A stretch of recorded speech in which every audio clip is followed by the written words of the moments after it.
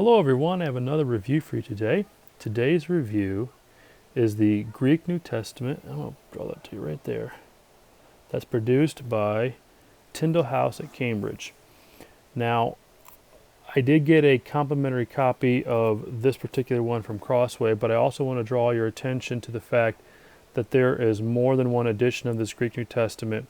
Crossway is doing the printing for the hardback, this guy right here, as well as a true tone. There is also, to my understanding, two leathers, and there may be another imitation leather coming out. I haven't seen much on that one yet, but the two that I have seen are French Moroccan leather that is black and a calfskin leather that is a kind of tan color. So just keep that in mind if you're hearing some rumors, and I'll put a link to the website in my description where you can go and actually get some more information about the different bindings. But please keep in mind that yes, there is more, but the US side of things via Crossway right now is just the hardback and the true tone. So to the book itself, I just want to point out a little something here. We're going to go to John chapter 14. There you are. So that's what it looks like right there. You'll notice that it's a fairly nice font and sort of size, easier to read the Greek.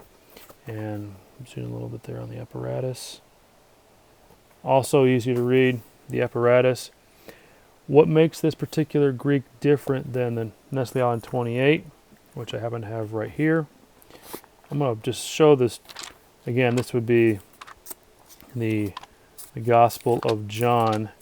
Same location, John chapter 14. I want to show you the difference just in the two apparatuses that are being used between the two texts. So, here you go. This is the same one, and you'll notice all of that apparatus on both pages right there make up probably 60 to 70% of those two pages versus almost that right there, which is almost all text versus apparatus. The reason for that is the Greek texts, I should say the Greek papyri and manuscripts underlying this particular New Testament are ideally from about the 4th, 5th century back. So you probably don't have a lot of medieval Byzantine texts. As a matter of fact, I don't think there's anything in there from that point going forward.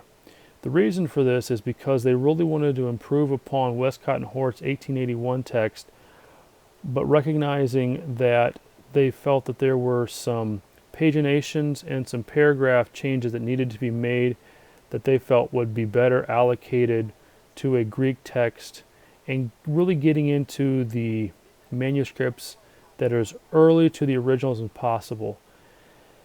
Now that may upset some because, again, you start eliminating a bunch of manuscripts, and in some cases almost an entire text family, when you start getting closer to the 1st century AD. But that was intentional. I'm not going to go into detail about all of why that would happen. Again, go to the website that I'll put in my description.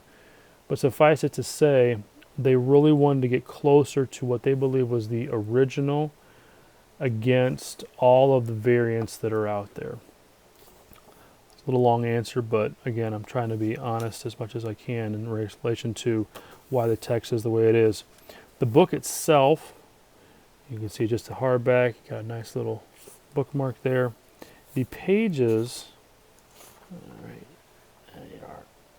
Now you probably can't tell that on the video. It's actually a little thicker than the NA28. The NA28 in this particular edition here almost has that Bible paper that's kind of thin, and in some cases almost appears translucent, even though it isn't.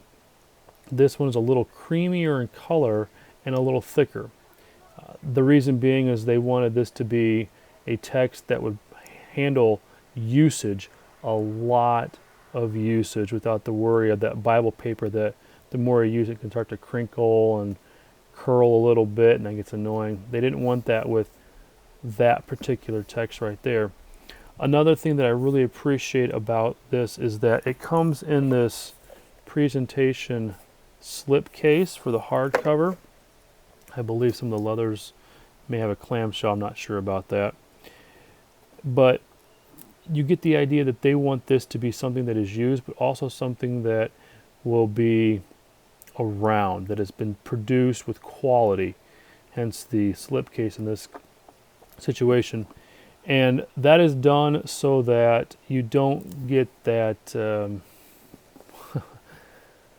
do I say this, like corner smashing, I guess, on some of the UBSs and NA8s that are out there. You know, you get this guy right here and you get used a lot, and all of a sudden these things start to turn in like this and start getting smashed, and before you know it, they start fraying, and you end up getting in this case, the pages start to peel because they get dropped. When you put it in a slipcase, you don't have to worry about it. It also makes a really nice looking presentation, especially if you're getting it for a gift or an award or something. Really, really nice. I do want to point out that there is not a whole lot in terms of aid. Going back to my NA28, you'll see right there, dictionary. You're not getting that in this guy. There is no dictionary, there is no lexical aid. It really just is the text and some of the variants that they wanted to be put in there. There's a little bit in the back about some of the history of the book, and there's also a little guide about some of the manuscripts that were used in the process, where they're from, their name, P42, P46, etc., and where they're located presently. So in one sense, you're getting a Greek text that is unique and ideally in the mind of the editors and the translators that is closer to the original. On the other hand, you are getting a Greek text that's probably closer for reading with a little bit of study versus something that's a little more technical like a UBS 5 or an NA28, where you're going to have a lot more in terms of the variants in the apparatuses, and in some cases, if you get the non-reader editions of the UBS 5 and NA28, you get the dictionary included. Longer than I normally do for a review, but I want to let people know about this one because I'm really excited about it. I think this could be very helpful in people studying, particularly in textual criticism, as well as those in the translation work, and also those who really want to understand the text, to start weeding out some of the, I don't say unnecessary, but some of the variants that they do exist, but almost all the evidence points to those particular variants being easily dismissed. You don't get bogged down in trying to go through all the apparatus going, okay, yeah, that one's probably going to be dismissed because of where it came from and the obvious error that it looks like is either scribal, potentially maybe papyri errors with aging. You hopefully start eliminating some of that confusion, because I know, I just showed you in the NA28, that is a lot, and sometimes you just sit there and you go, there for a reason, but in some cases it can be distracting. So again, real excited about this guy, and check out the website that I'm going to put in the description, and hopefully that'll help. If you got any questions, let me know. Catch you later.